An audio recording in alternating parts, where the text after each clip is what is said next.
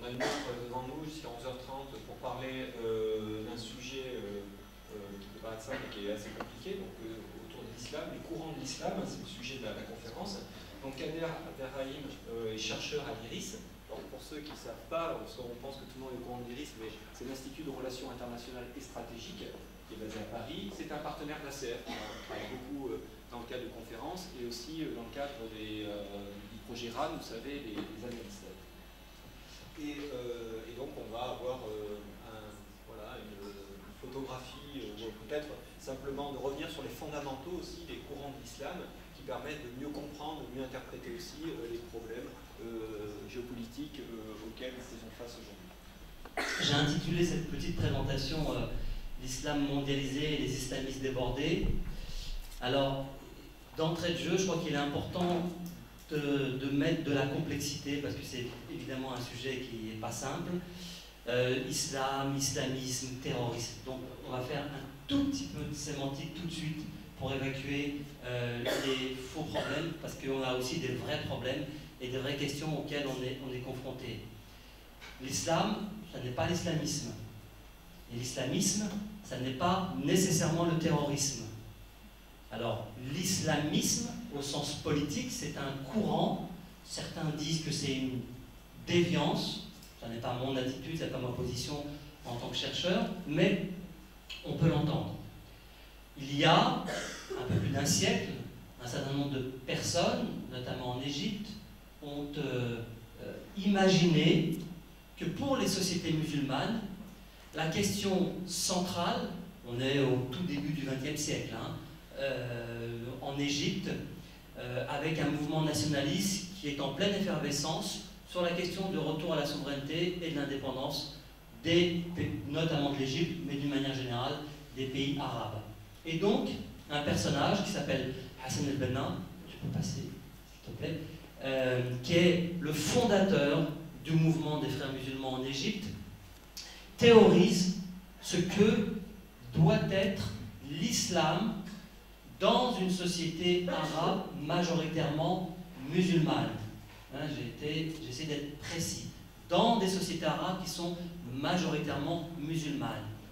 Lorsque je dis ça, ça sous-entend évidemment qu'on tient compte de la mosaïque et confessionnelle, et ethnique, et culturelle.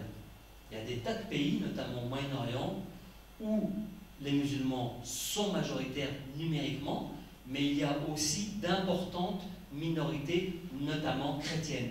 Quel que soit le culte auquel elles appartiennent, il y en a plus de 100, donc ouais, qu'ils soient grecs catholiques, maronites, enfin, il y en a plus de 100. Donc ça ajoute également à la diversité, à la richesse et à la complexité. Donc Hassan el-Banna théorise sur ce que doit être le nationalisme imprégné de cet islam, qui est le substrat culturel de la majorité des habitants de cette région du monde. Et c'est ce qu'on appelle l'islamisme. C'est à la fois évidemment une doctrine politique qui part du substrat dont je viens de vous parler et qui considère que ces sociétés doivent être réislamisées parce que la longue période coloniale qui s'achève a cassé, a rompu avec la tradition. Et donc, à partir de la théorisation de cette nouvelle doctrine politique, qui est pour l'époque, c'est important de se mettre dans le contexte historique de l'époque. Il ne faut pas regarder en 1920-22 la fondation du mouvement des frères musulmans avec nos lunettes d'aujourd'hui. Il faut se mettre dans le contexte historique de l'époque. C'est à proprement parler, révolutionnaire. Alors, ça n'est pas seulement une doctrine politique, c'est également une idéologie. Ça signifie quoi? Ça signifie qu'en partant du tronc commun, qui est le Coran, qui est la Charia, sur laquelle s'appuient les frères musulmans, ils vont théoriser ce que doit être la vie d'un bon musulman dans tous les secteurs de la vie courante, quel qu'il soit. Et c'est de ce point de vue-là un mouvement politique unique, tel qu'on n'en a pas connu avant dans l'histoire moderne. Par moderne, j'entends ce que disent les sociologues à partir en gros de la révolution marxiste, au sens là aussi de théorie. Hein. Donc, et cette idéologie va permettre effectivement, elle est utile, elle est efficace, à des millions de gens de se retrouver autour de ce que théorisent les frères musulmans égyptiens. Ça ne marche pas partout, c'est important de souligner, parce qu'on est d'abord le fruit d'une histoire. Et j'y viendrai un petit peu plus tard, on va regarder dans l'histoire longue, les mouvements islamistes sont aussi variés qu'il y a de courants culturels dans les sociétés arabes.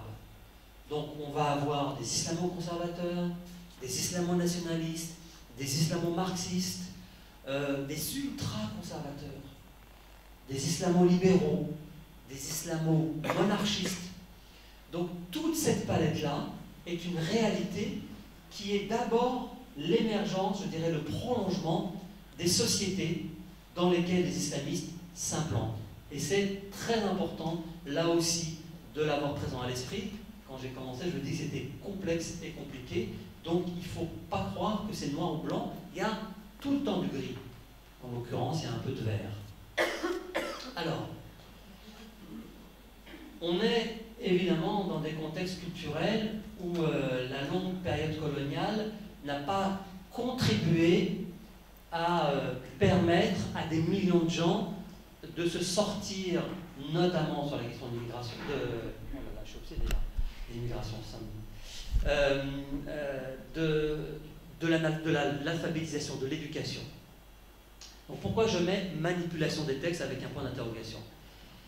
En 1920, lors de la création du mouvement des frères musulmans égyptiens, on est, toute proportion gardée, à peu près dans la même situation qu'en 1979, lors de la révolution islamique en Iran. Pourquoi? Parce qu'à ce moment-là, c'est à peu près 70% d'analphabètes en Égypte. Donc, ceux qui savent lire et qui ont accès au texte peuvent expliquer aux autres. Mais évidemment, dans cette marge d'interprétation, il y a aussi de la manipulation, comme tous les gens qui font de la politique. Donc, je vous demande là aussi de considérer que les islamistes, c'est des gens comme tout le monde. Et donc, ce sont des gens qui font d'abord et avant tout de la politique, avec tout ce que cela suppose. Hein, cette volonté d'entrer en traction dans un rapport de force, cette volonté d'imposer un point de vue, enfin, tout ça, ça existe, mais ce sont des gens qui font d'abord de la politique. Pourquoi je fais ce parallèle avec la révolution islamique? C'est parce qu'en Iran, la grande majorité de la population est très éduquée, mais elle ne lit pas l'arabe. Ce sont les ayatollahs qui lisent l'arabe et qui disent voilà ce qu'il y a dans le texte, voilà ce que nous avons à vous dire, voilà quel est le message, voilà comment il faut se comporter. Et donc il y a évidemment dans cette marge d'interprétation la compréhension de chacun et inévitablement un glissement vers la manipulation parce qu'on veut tendre vers un point de vue, parce qu'on veut gagner la majorité de la population à ce point de vue. Les différents courants de l'islam, majoritairement depuis à peu près un siècle, ce qu'on appelle le courant wahhabite, qui est essentiellement présent dans les pays du Golfe et quand même très largement présent dans un pays qui s'appelle l'Arabie Saoudite, a permis à la famille royale des Séouds, je vois une petite parenthèse juste pour souligner que les Séouds n'ont pas de légitimité religieuse, ils ne sont pas descendants du prophète. C'est une des multiples tribus qui existaient dans la péninsule arabique au début du XXe siècle, mais le prince Faisal, en 1922, lorsqu'il négocie avec le président américain, a l'habileté de jouer sur cette rivalité entre la France et la Grande-Bretagne pour imposer sa famille, sa tribu, comme l'interlocuteur privilégié pour les Occidentaux. Et c'est ce qu'on appelle le fameux accord de l'USS Quincy, hein, le navire sur lequel a été signé cet accord en 1923-24, qui est toujours d'actualité. Vous nous donnez le pétrole et on vous garantit la sécurité. Mais c'est important d'avoir présent à l'esprit que les Séouds n'ont pas de légitimité religieuse et qu'ils n'ont pas non plus de légitimité politique parce que c'est une tribu minoritaire. Et c'est le cas dans l'ensemble des pays du Golfe. Toutes les familles régnantes sont des petites tribus qui ont réussi par habileté politique. C'est pour ça qu'elles sont contestées et que leur légitimité est sans arrêt remise en cause par les autres tribus. Les seuls dans le monde arabe, les deux seules familles régnantes qui ont la légitimité religieuse, symbolique et politique, c'est les Alaouites au Maroc et les Hachémites en Jordanie. Ce sont les deux seuls parce qu'ils sont les descendants du prophète. Et qu'à ce titre, ils sont habilités à parler de la religion. Et l'un comme l'autre, n'ont jamais, je parle des monarques actuels régnants, ni de leurs prédécesseurs. Dans le cas du Maroc, c'est quand même 17 siècles d'histoire. Hein. Vous voyez, c'est un des plus vieux États du monde, le Maroc. À l'époque où Paris n'était qu'un marais et Londres n'avait même pas de lumière, la dynastie marocaine était déjà présente. C'est un très vieil État, séculier, pas sécularisé, mais séculier. Mais les monarques, les sultans, comme on disait jusqu'à l'indépendance, au Maroc ou en Jordanie, n'ont jamais pris de fatwa. C'est-à-dire quasiment cette loi religieuse qui permet de dire on va dans ce sens, ou on fait comme ça, ou on agit comme ça. Ils n'en ont pas besoin, parce que leur légitimité symbolique n'est pas contestée, ni dans leur pays, ni dans le reste du monde musulman.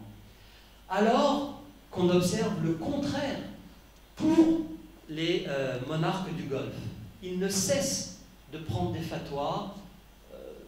Dernier exemple en date, qui a provoqué quand même des soubresauts extrêmement violents, et en partie la naissance d'Al-Qaïda, c'est la fatwa prise par le grand mufti de la Mecque pour autoriser des troupes américaines à fouler le sol de la Mecque, ce qui n'était jamais, qui n'avait été jamais vu.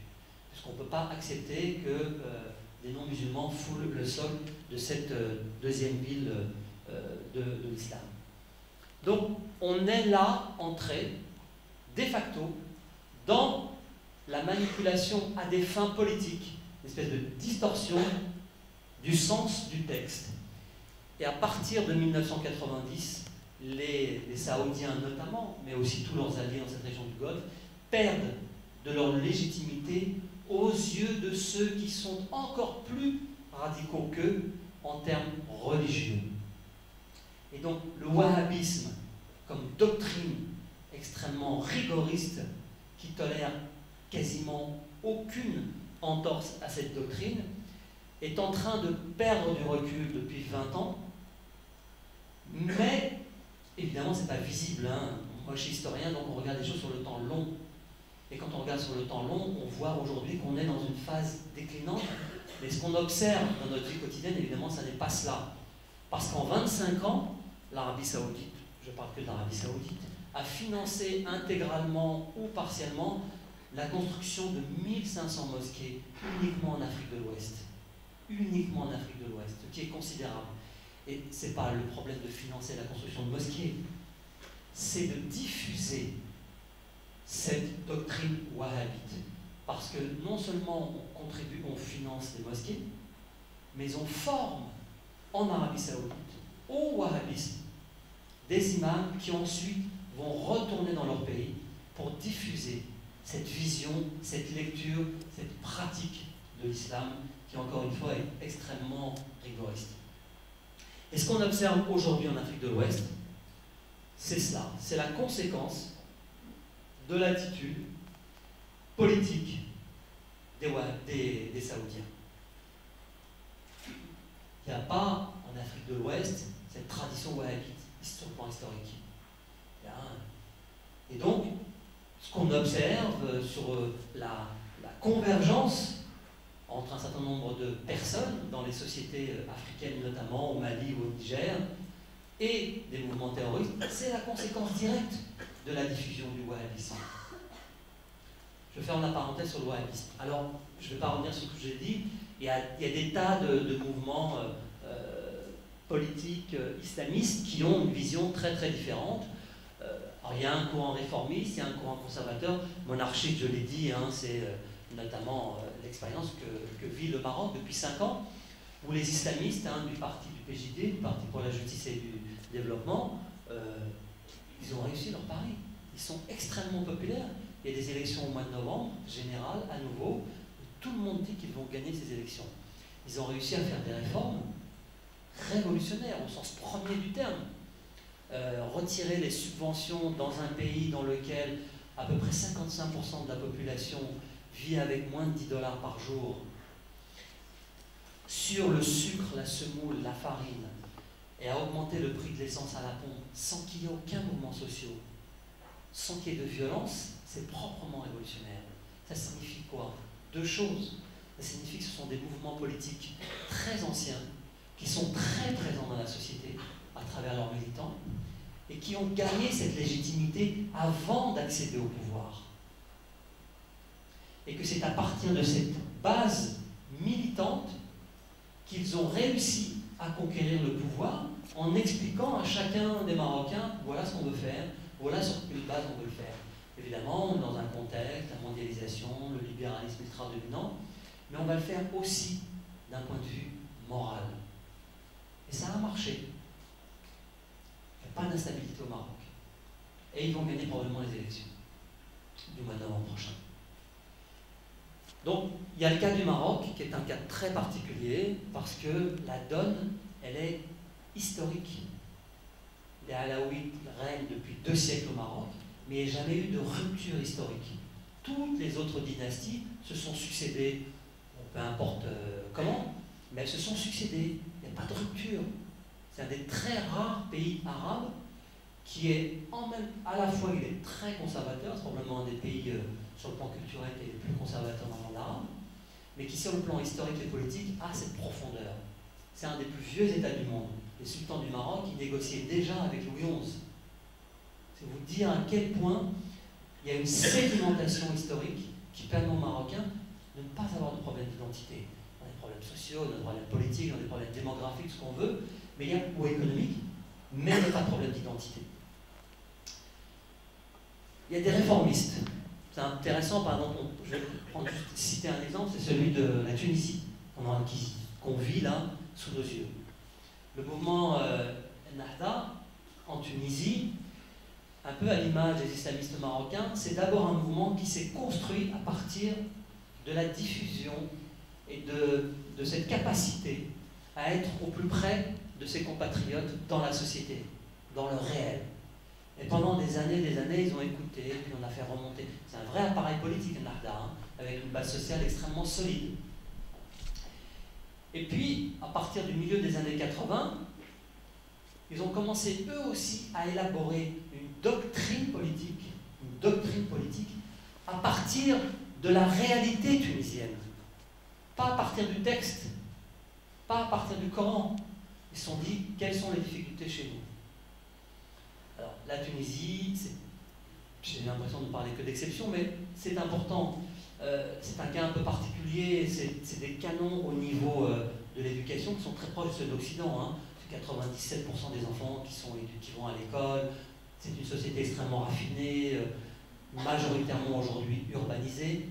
Donc il n'y a pas les mêmes problèmes qu'au Maroc, où plus de la moitié de la population vit dans les campagnes. On n'est pas dans les mêmes rapports. C'est très important. Hein. Et donc les islamistes d'Ennahda, ils construisent une doctrine politique qui tient compte du fait que la classe moyenne en Tunisie, elle est sociologiquement majoritaire. Évidemment, on n'entre pas dans le même rapport que quand on discute avec un cultivateur ou avec un paysan. Et ça change tout. Donc les islamistes tunisiens, ils ne sont pas dans la confrontation, ils ne sont pas dans le rapport de force, ils sont dans la conviction. On essaie de gagner, à notre point de vue, des gens qui ne sont pas nécessairement d'accord avec nous et qui, au départ, ne sont pas des islamistes. C'est la raison pour laquelle, quand on regarde toute la direction politique d'Ennahda, une grande majorité d'entre eux appartiennent à la classe moyenne ou à la classe supérieure. Et c'est la raison pour laquelle, évidemment, ce sont ceux qui ont eu, c'est très compliqué de gouverner, mais ils n'ont pas eu de difficulté à se mouler dans l'État et dans la complexité de la gestion d'un État. Ils ont eu évidemment des difficultés à gérer au quotidien, parce qu'on n'avait pas nécessairement les femmes, les hommes prêts pour gouverner, pour diriger, comment je négocie dans mon gouvernorat, est-ce que je crée des emplois, est-ce que je ferme une usine. C'est ça que j'appelle la gestion du quotidien. Alors ça, évidemment, ça a été très compliqué. Mais en même temps, il y avait un passif. Mais ils n'ont pas eu de mal à se lever dans les institutions de l'État. Et ils l'ont fait remarquablement bien. Et lorsqu'il y a eu des frictions, lorsqu'il y a eu des tensions, notamment en 2014 avec l'assassinat de 2 députés, ils n'ont pas cherché la confrontation avec la société, ni même avec les partis politiques qui leur auraient été hostiles. Ils ont dit on se retire. Alors qu'ils étaient majoritaires à l'Assemblée nationale. Et ils se sont retirés. Et ils ont repris leur travail dans la société, d'explication. Voilà ce qui s'est passé, voilà ce qu'on n'a pas bien fait, voilà ce qu'on aurait dû faire, voilà pourquoi on n'a pas été compris. Forme d'autocritique. Et ils reviennent plus forts. Aujourd'hui, la majorité est à nouveau, on va pas entrer en détail, c'est de la cuisine politique sans intérêt, mais ils sont prêts, ils sont en train d'apprendre. Et ils sont dans la réforme du pays, à tout point de vue. C'est fondamental, ils ont compris, de réformer les institutions, parce qu'on a quand même vécu dans une dictature pendant 60 ans. C'est fondamental de réformer le système politique. Ils y participent en jouant le jeu de la démocratie et du parlementarisme. Et c'est fondamental d'expliquer aux Tunisiens, il n'y a pas de violence, d'expliquer aux Tunisiens comment la gestion d'un État peut aussi passer par des critères qui sont les critères musulmans, critères de l'islamisme, au sens politique encore une fois. Donc il y a un courant réformiste. Le courant marxiste, vous en doutez, il est quand même extrêmement minoritaire, mais je donne juste un exemple, là aussi c'est celui de l'Algérie. Quand on voit émerger au milieu, fin des années 80, le Front islamique du salut, pour ça je vous disais tout à l'heure, on est d'abord et avant tout le produit d'une culture politique. Le mouvement islamiste en Algérie, c'est un mouvement populiste, c'est un mouvement très pauvre sur le plan théologique, qui n'a rien théorisé. C'est l'enfant illégitime du FLN. Et dans ce contexte-là, évidemment, les islamistes en Algérie, ils font aussi du populisme.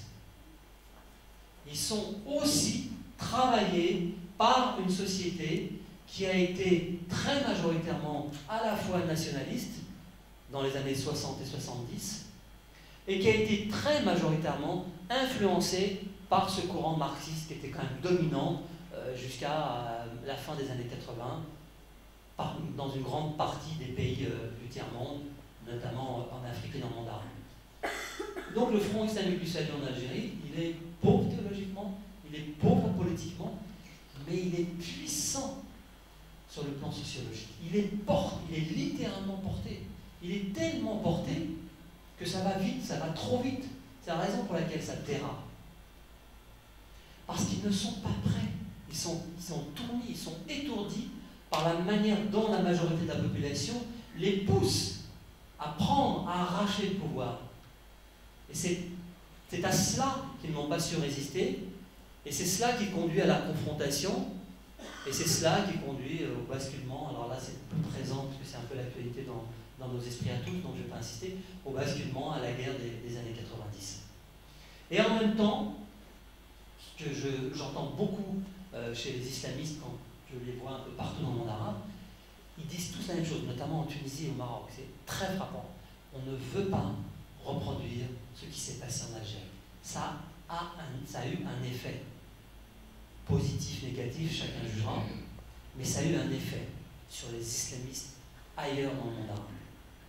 Donc ils sont extrêmement attentifs sur cette question de la violence. Je vais y revenir un peu plus loin sur la question de la violence. Donc j'ai un peu anticipé confrontation à la modernité occidentale. Cette confrontation, elle s'est produite évidemment de manière extrêmement violente avec la colonisation.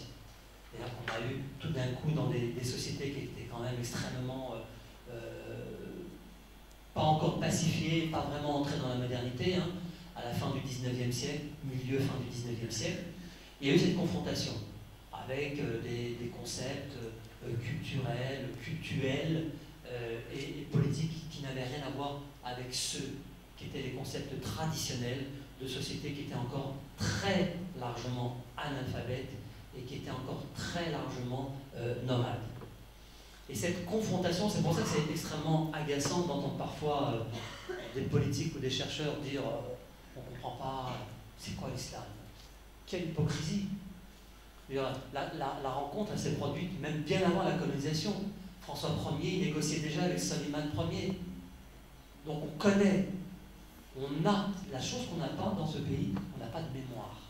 Ça, oui, c'est tragique pour un pays comme la France, pétri d'histoire, de ne pas avoir de mémoire. Donc, là aussi, je rentre dans la complexité volontairement. C'est important d'avoir présent à l'esprit tout cela. Bon, il y a eu ce qu'on appelle le choc colonial. Après quasiment une domination ottomane de presque 10 siècles. Ça n'a pas été non plus facile, la gestion par les Ottomans de l'Empire. C'est un empire immense. À part le Maroc, précisément parce qu'il avait une profondeur historique, tous les pays de la région ont été, à un moment ou à un autre, sous le joug ou la domination ottomane. Mais avec l'intelligence de tous les sultans ottomans, de décentraliser. Ce sont les Ottomans qui ont inventé la décentralisation. Aux marges de l'Empire, partout, ce n'était pas un Ottoman qui était nommé pour gouverner, pour diriger ce qu'on appelait la Palestine, ce qu'on appelait l'Algérie, la Tunisie, l'Irak, etc. C'était toujours des locaux. Et les Ottomans inventent la décentralisation.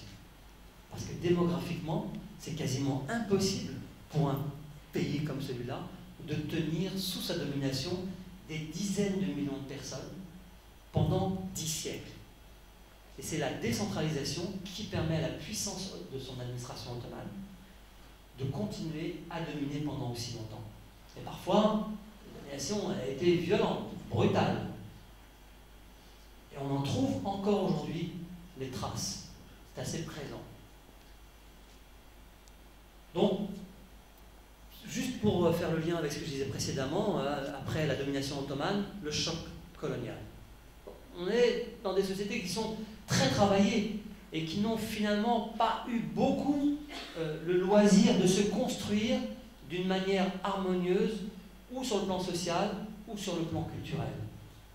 Et c'est l'entrée dans le XXe siècle avec la colonisation occidentale qui provoque à nouveau une nouvelle rupture, un nouveau choc. Oui, il faut que j'aille plus vite. D'accord.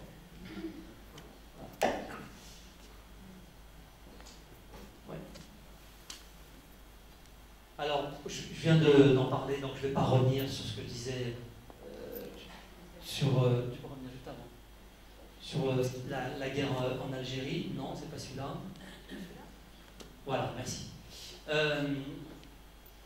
Un mot juste sur la notion de démocratie et d'élection dans l'esprit des islamistes. Qu'est-ce que ça signifie? C'est un concept qui n'existe pas dans l'islam. Il y a un autre concept qui s'appelle la shura, la consultation. Donc il y a des assemblées. C'est proche, mais c'est pas vraiment.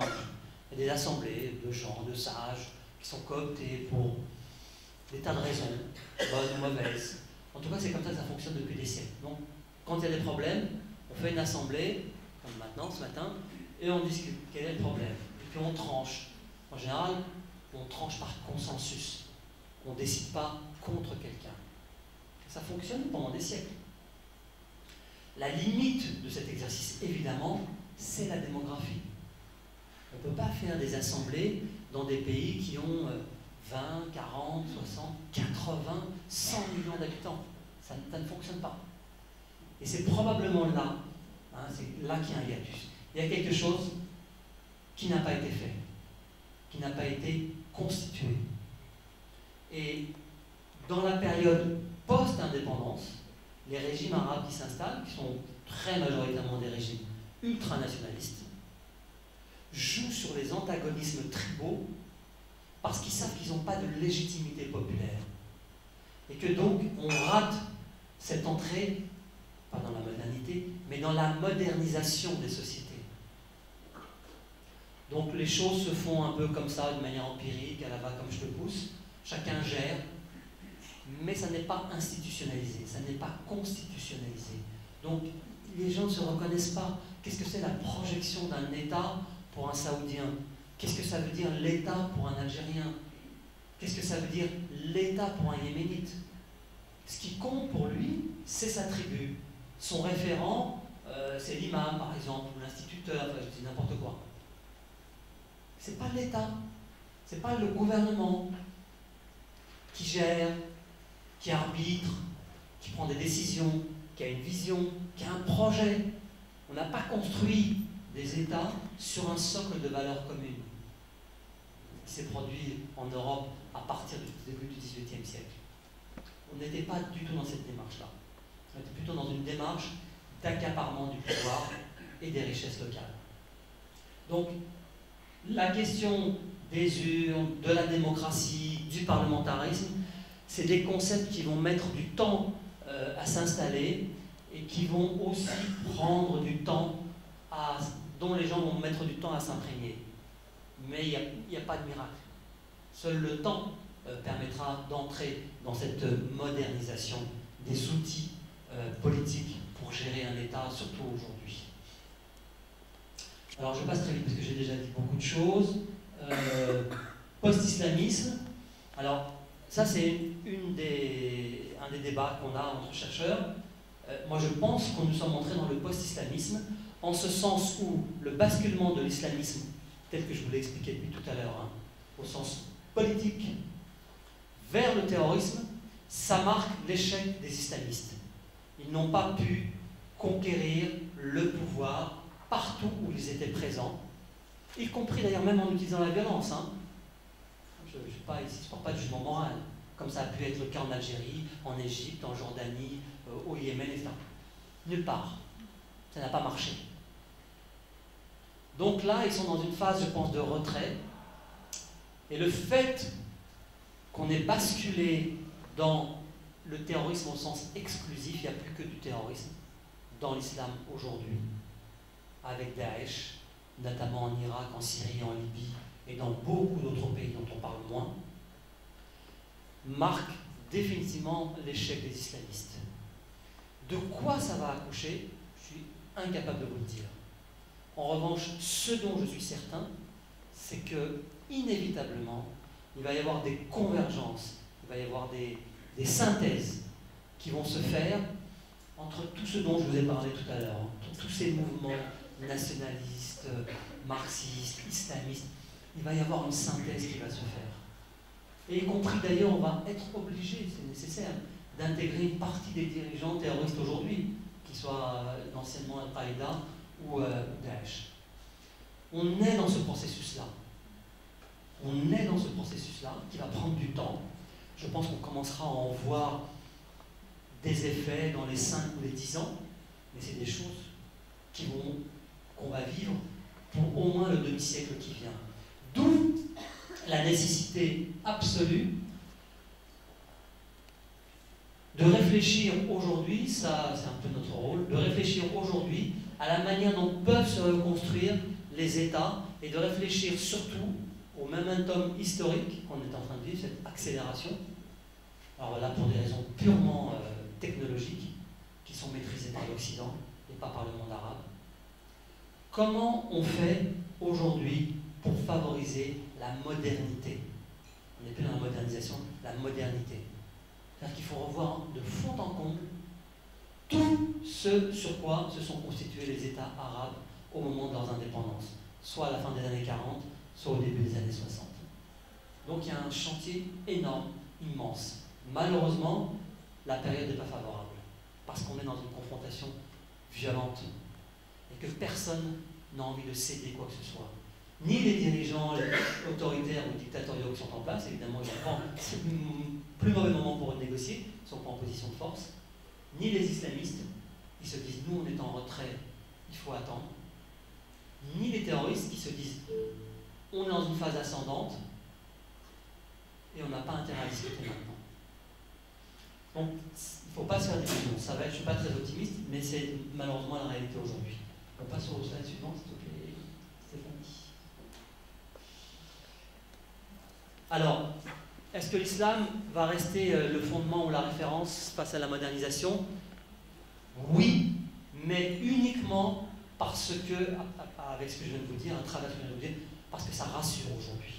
Et qu'après tout, il ne faut pas tout jeter, parce que sinon tout s'effondre, et c'est le chaos. Donc l'islam, pour le moment, et ses fondements vont rester une source. Mais pour autant, ça ne signifie pas qu'il n'y ait pas d'autres démarches concomitantes sur d'autres sujets. Et puis en même temps, tout a échoué. Tout a échoué. Quand on observe depuis 50 ou 70 ans, depuis les indépendances, depuis la fin de la colonisation, tous les modèles ont échoué, que ce soit des modèles marxistes, que ce soit des modèles socialistes, que ce soit des modèles libéraux, que ce soit des modèles monarchistes, ils ont tous échoué. Ce qu'on observe aujourd'hui, on ne voit pas de développement de ces pays-là. On ne voit pas des pays qui ont décollé. Le Maroc, c'est aujourd'hui encore 45% d'analphabètes. L'Égypte, c'est dans certaines zones plus de 70% d'analphabètes. On ne parle pas du Soudan, ni du Yémen, ni de l'Afrique subsaharienne. Donc, évidemment, l'islam va rester une source d'inspiration. Alors, le salafisme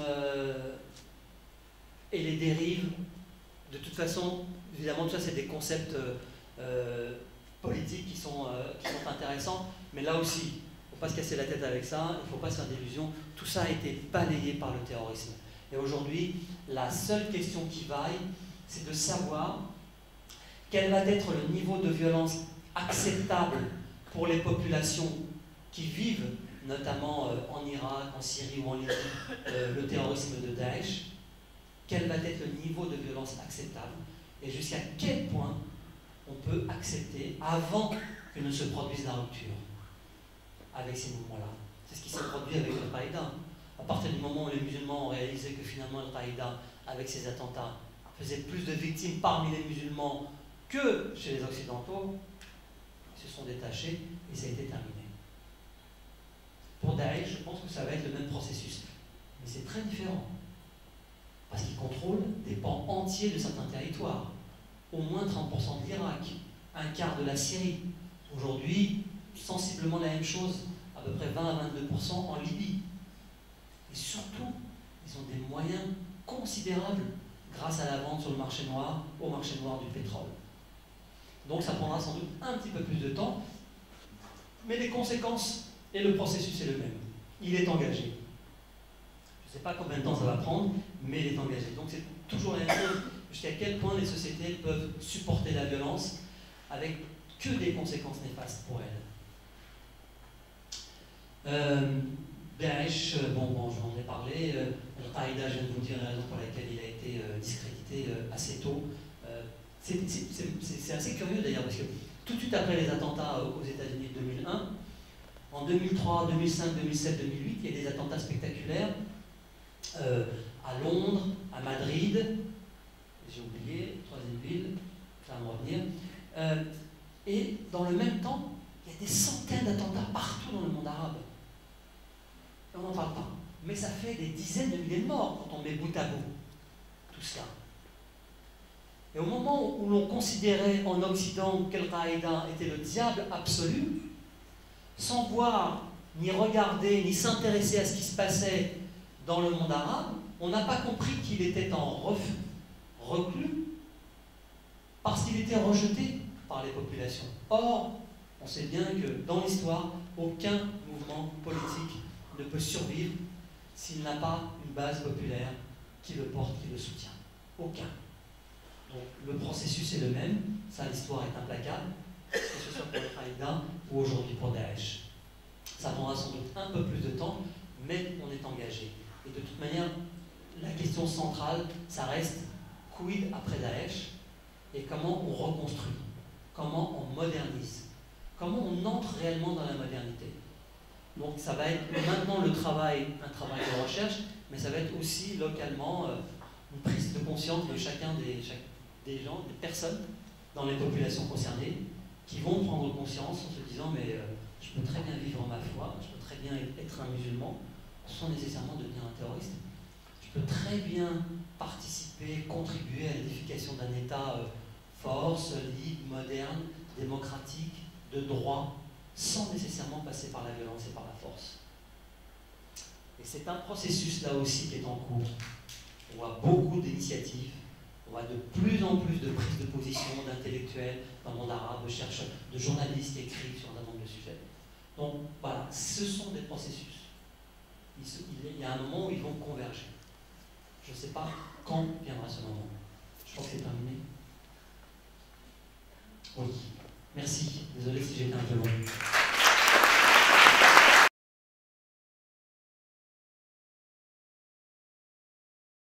Merci de me rappeler à l'ordre. C'est vrai que j'ai pas. Il y a une raison pour laquelle on n'a pas parlé, mais j'ai tort. Je passe ma vie à expliquer à mes étudiants qu'il n'y a pas de conflit chiite-sunnite. Ça, c'est une vue de l'esprit. Et il faut bien comprendre pourquoi certains courants politiques occidentaux tentent de nous faire croire qu'il existe. Je prends deux exemples. Le premier exemple, c'est l'Irak. Aujourd'hui, la majorité sunnite a été exclue des affaires de l'État du fait de la décision en 2003, 2004 peut-être, je ne sais plus, de Paul Bremer, qui était le représentant américain en Irak après la chute de Saddam Hussein. Et la première décision que prennent les Américains, c'est d'exclure de l'ensemble, c'est pas juste l'armée, de l'ensemble de l'appareil d'État, tous les sunnites. Tous les sunnites. Et inévitablement, les sunnites se constituent et se vivent essentiellement comme sunnites. Alors que c'est un des 3-4 pays dans le monde arabe, j'en ai parlé tout à l'heure, qui s'était construit autour d'une identité nationale, en tenant compte de la complexité. Donc les sunnites sont exclus, ils s'opposent, ils font des attentats, vous connaissez la suite, hein. Et les chiites sont installés au pouvoir par l'administration américaine. Qu'est-ce qui se produit? Les Irakiens, ils sont comme tout le monde. Ils se disent, tiens, l'Américain arrive, il vire cela pour mettre cela à la place. Mais il n'y a pas que des sunnites et des chiites en Irak. La proportion, c'est à peu près 60-40. 60% de chiites, 40% de sunnites. Il y a aussi à peu près 20 à 27% de chrétiens. Les chrétiens, qu'est-ce qu'ils ont fait? Ils ne sont pas allés, ils ne se sont pas rangés majoritairement derrière les chiites. Ils ont dit, attention, ils n'ont pas non plus pris position, hein, je ne suis pas en train de dire. Ils ont dit, attention, vous êtes en train de casser ce qui constitue les fondements de l'Irak. C'est extrêmement compliqué. Si on touche à cela, le pays va se disloquer. Et c'est ce qu'on a observé, c'est ce qu'on a vu tous les jours. Les petits attentats comme ça, une église, un chiite, égorge. C'est ça, le processus de dislocation en cours. Ça, c'est le premier exemple. L'erreur cardinale. Le second exemple, c'est le Liban.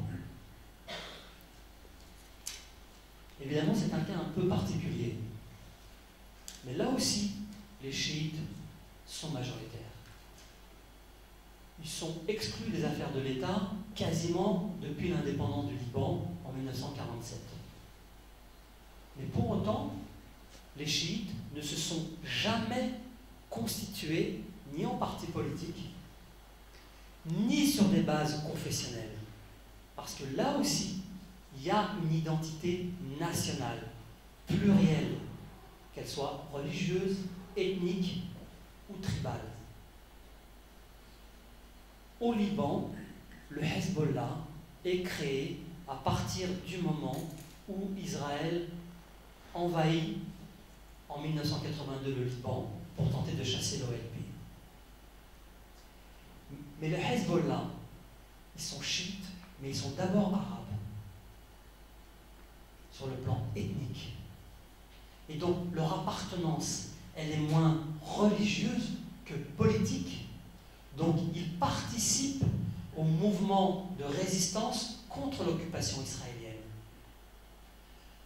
Dans l'armée du général Aoun, il y avait de tout. Évidemment des chrétiens, des chiites, des sunnites. Et donc l'idée selon laquelle il y a une guerre, à travers les deux exemples que je viens de vous donner, volontairement des exemples opposés, n'existe pas. C'est un courant très néoconservateur qui tente de nous faire accroire cela sur la pression des Saoudiens. Parce que, évidemment, c'est leur terreur absolue.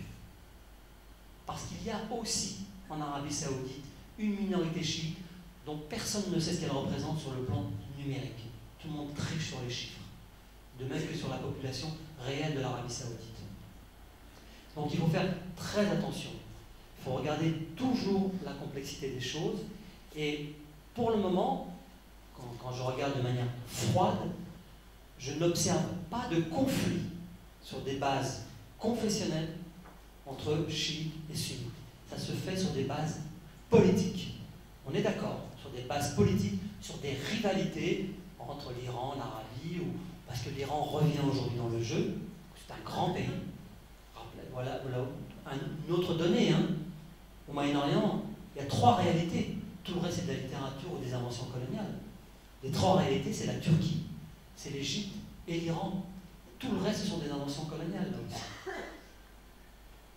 Donc, il faut être très prudent et ne pas se laisser entraîner sur ce terrain-là qui, effectivement, pourrait être très dangereux. Mais ce n'est pas le cas aujourd'hui.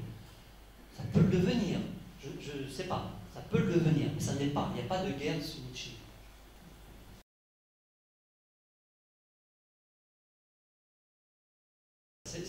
Pardon, tout à l'heure, j'ai pas parlé de l'Asie, j'ai parlé surtout de l'Afrique et du monde arabe, mais c'est aussi une des conséquences de la diffusion de la doctrine wahhabite.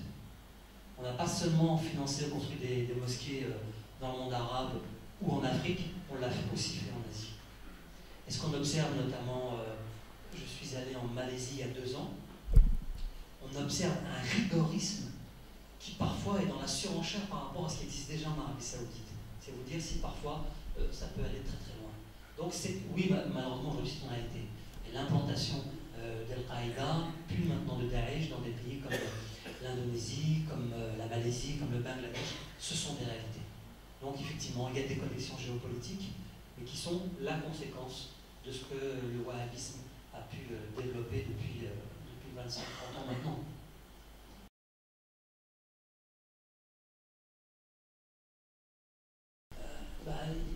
La majorité des dirigeants politiques et de l'armée turque, ils sont dans la nostalgie de l'Empire ottoman. Et lorsqu'ils arrivent au pouvoir en 2001, lorsque l'AKP gagne les élections pour la première fois en 2002, c'est ça qu'ils ont en tête.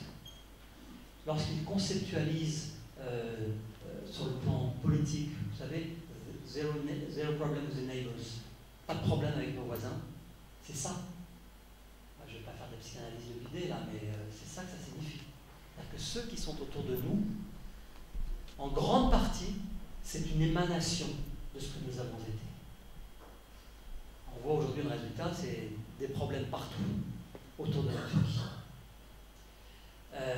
La difficulté pour la Turquie aujourd'hui, ça va être, je pense, il va y avoir un vrai enjeu, puisqu'il y a des élections au mois d'avril. On va voir si le pays maintient un processus démocratique réel. On voit bien qu'il y a des tendances autoritaires de la part de Erdogan. Est-ce qu'il va vraiment jouer le jeu, ou est-ce qu'il va tripatouiller lui aussi, comme le font tous ses voisins, les élections? C'est aujourd'hui la seule question qui domine dans les débats en Turquie. Parce qu'on sait aujourd'hui qu'il y a beaucoup de choses qui ont échappé à la Turquie dans le jeu moyen-oriental. Et ils sont comme tout le monde à observer ce qui se passe, à essayer de contenir hors de leurs frontières cette violence de Daesh, mais ils n'y échappent pas. Les attentats d'Istanbul il y a 4 mois, c'était probablement ça, même si ça n'a pas été revendiqué. Et puis il y a la question kurde qui n'est pas tranchée, qui n'est pas réglée. Elle est tranchée, je dirais, mais elle n'est pas réglée.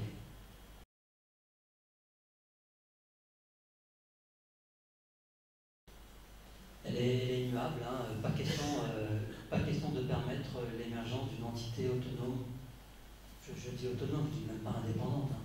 Autonome kurde, ça, c'est doctrinal, ça ne changera pas. En tout cas, ça va mettre du temps.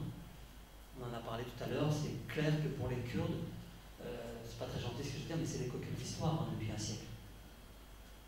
Et en même temps, ils sont sur la ligne de feu dans la guerre contre Daesh dans le nord de l'Irak. Donc évidemment, ils sont pris entre des contradictions diplomatiques, des enjeux géopolitiques. Les Américains ne veulent pas entendre parler de bombarder les installations pétrolières qu'utilise Daesh, parce que pour faire la guerre, il faut de l'argent. L'argent, ça permet d'acheter des armes. Et tant que le pétrole continue à couler, Daesh continuera à gagner de l'argent et à acheter des armes. Les Américains ne veulent pas insulter l'avenir en se disant, on ne sait jamais, dans 2 ans, dans 3 ans, dans 5 ans, je vais négocier avec Daesh et je récupère aussi cette surménage. On est dans ce cynisme de la relation internationale. Oui, donc finalement, Daesh s'est développé à la faveur de ces contradictions et finalement d'un manque de positionnement ou d'intérêt politique, notamment de la Turquie vis-à-vis des fonds. Et ça ne changera pas, ça évoluera pas. Ça peut évoluer. Des fois, je me prends à rêver à voix haute, mais si on parvient, ne serait-ce que nous, Français, à sortir de nos contradictions diplomatiques, qui fait que l'Arabie Saoudite est aujourd'hui un de nos meilleurs amis parce qu'on commerce beaucoup avec lui, si on sort de ces contradictions diplomatiques-là, évidemment, on change de paradigme. Mais en même temps, ce sera très insuffisant parce qu'aujourd'hui, on ne pèse plus autant sur la scène internationale que ce qu'on a pu peser. Alors, on est présent en Syrie, on bombarde, mais on a 3 avions.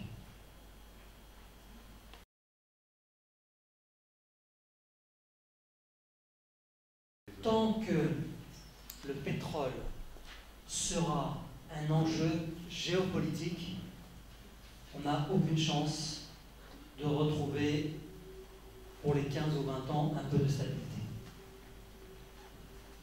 L'Occident est entré dans une phase, alors je m'engage sur un terrain qui n'est pas le mien, mais je réfléchis à voix haute avec vous, de transition énergétique.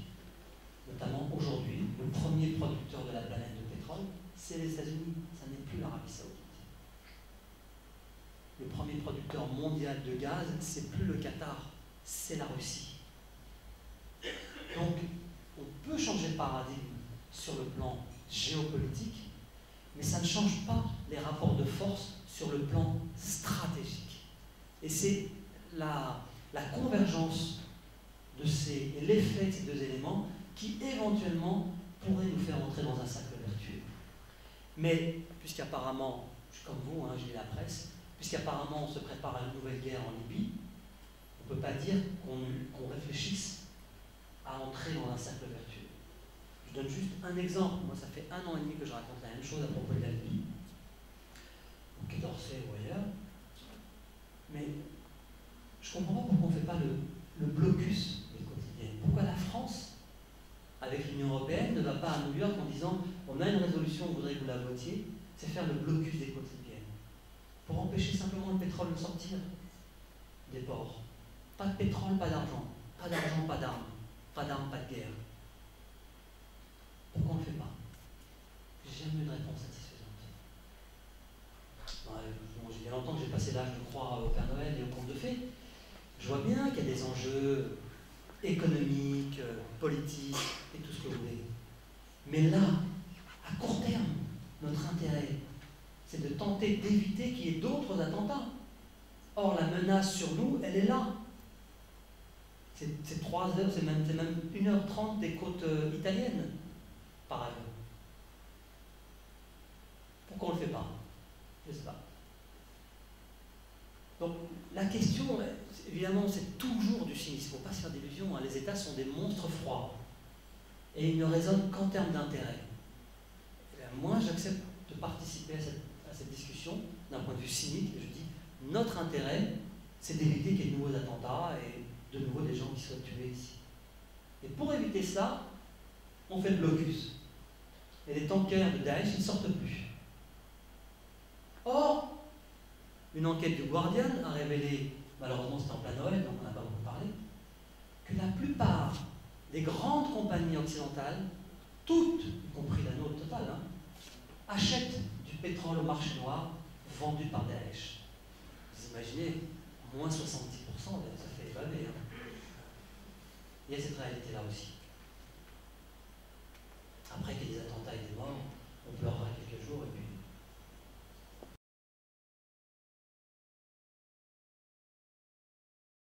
Alors, aujourd'hui, les Saoudiens disent on a considérablement, ce qui est vrai, serré la vis. Il n'y a plus de financement de l'État, de l'Arabie Saoudite en tant que pays, pour des organisations terroristes, comme ça a été le cas avec Al-Qaïda, et comme ça a été également le cas avec Daesh en 2006, dans les camps du nord de l'Irak, lors de sa création.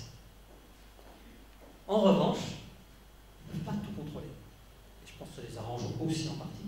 Ils ne contrôlent pas les grandes familles. L'Arabie Saoudite, c'est à peu près 6 ou 7 000 princes qui ont tous des fortunes considérables, qui ont tous bâti ou créé des fondations un peu partout dans le monde, y compris ici à Paris. Il y a la fondation Al-Islam. À travers cette fondation, moi, tout à l'heure, en sortant d'ici, je peux aller donner un chèque, 1 000 €, voilà, pour favoriser le djihad. Comme ça fonctionne. Et là-dessus, évidemment, les Saoudiens refusent de coopérer. Alors qu'ils sont à la source du financement, puisqu'ils voient bien l'argent qui sort du pays. Et là aussi, on est pris, pour revenir à la discussion tout à l'heure, dans un entrelac de contradictions diplomatiques. Est-ce qu'on va jusqu'au bout avec eux en leur disant « maintenant ça suffit » et en prenant le risque de se fâcher avec eux, parce que c'est ça au bout du compte, c'est un peu comme dans une négociation. Quand on discute, il faut se dire d'entrée de jeu qu'il ne faut pas avoir peur de perdre quand on négocie. En l'occurrence, je pense que ce ne sera pas une défaite, mais visiblement, ce n'est pas le raisonnement de nos diplomates. Donc oui, effectivement, il y a encore des millions de dollars qui favorisent l'expansion et la consolidation de Daesh à travers des fondations, notamment saoudiennes, mais pas seulement.